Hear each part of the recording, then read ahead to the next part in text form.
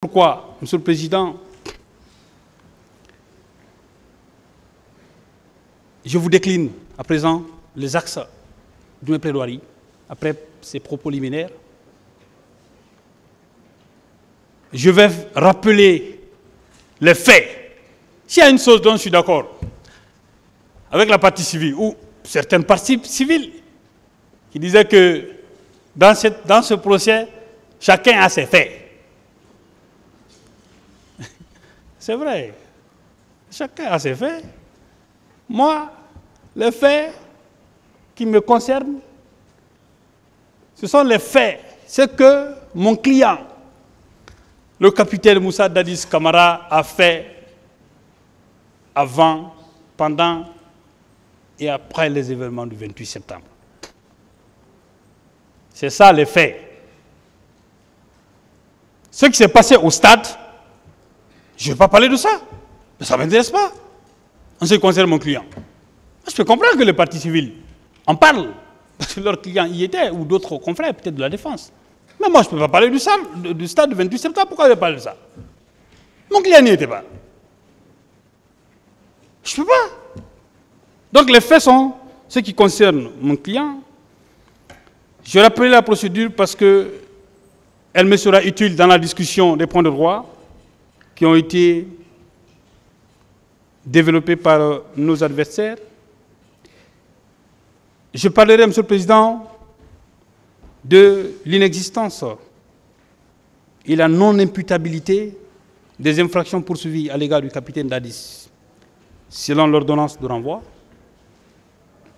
et sur la base des faits qui ont été discutés à cette barre. J'ai prévu une rubrique sur la déconstruction des prétendues preuves brandies par l'accusation. Et enfin, je vais me prononcer sur la fameuse question de la requalification, que certains appellent question qui fâche. Ça irrite même. Mais je vous dirai pourquoi. Et avant d'en arriver là, je voudrais simplement le rappeler que sur cette question, Monsieur le Président, honorable assesseur, les arguments de la défense ont évolué avec pertinence et clarté. Nous vous produirons au cours de nos plaidoiries des jurisprudences sur la question. Parce qu'on le sait que notre code de procédure pénale, quand vous regardez là-dedans, il est très pauvre sur la question de la requalification. Et la seule référence jurisprudentielle sur la question dans notre pays, c'est l'arrêt de la Cour suprême. Il n'y a que ça. Il n'y a aucune autre référence jurisprudentielle. En tout cas, moi, je n'en ai pas connaissance, d'après mes lectures. Alors, Monsieur le Président, honorable assesseur, les faits tels que vécus par le capitaine Dadis. J'insiste là-dessus, les faits tels que vécus par lui. Monsieur le Président, honorable assesseur, au décès du général président Lansana Conté,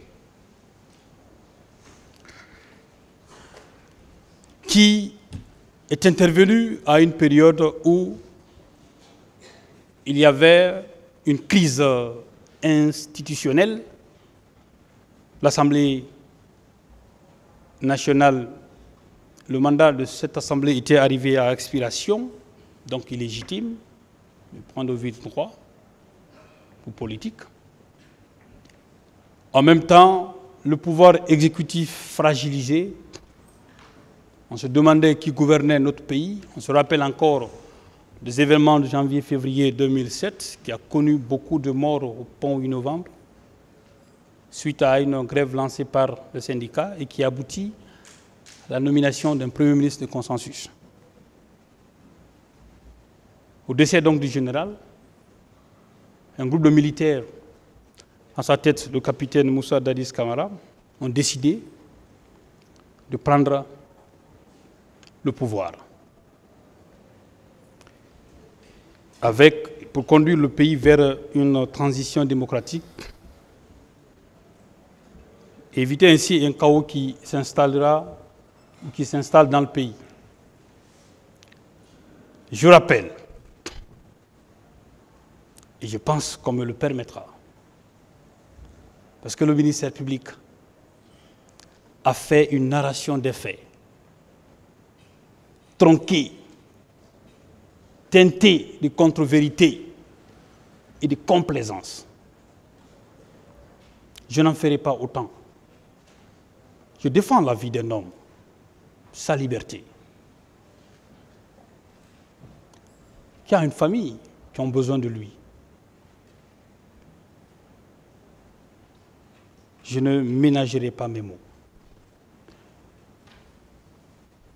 Ils ont donc pris ce pouvoir, Monsieur le Président, sans effusion de sang. Aucun Guinéen, aucun militaire n'a perdu la vie à cette prise de pouvoir. Quand j'interrogeais ici l'un des leaders politiques qui est partie civile à ce procès et qui est l'actuel Premier ministre, je lui ai demandé qu'est-ce que vous retenez de bon du président Dadis. Les vidéos existent. Je ne parlais pas des choses qui n'ont pas existé. J'ai une conscience professionnelle.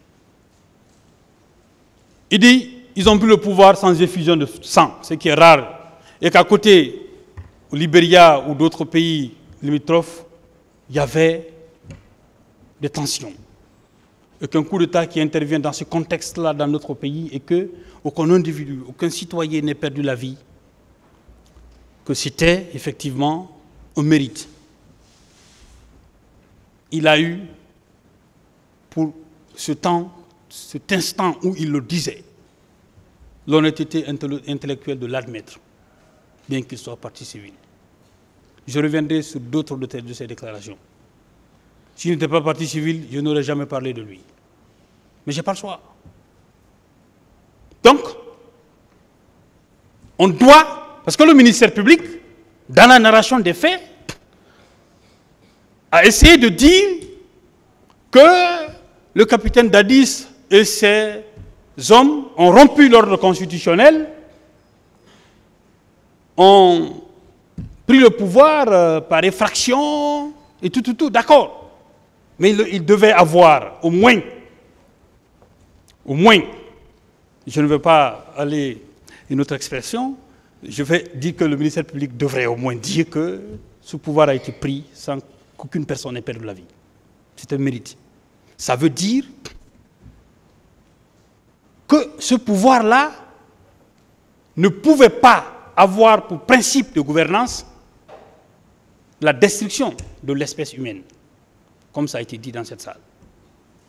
Quand vous n'accédez pas au pouvoir à travers le sang, avec les mains, vous avez quel intérêt à gouverner avec ça? Vous n'avez aucun intérêt. Puisque c'est de ça qu'il s'agit dans ce contentieux.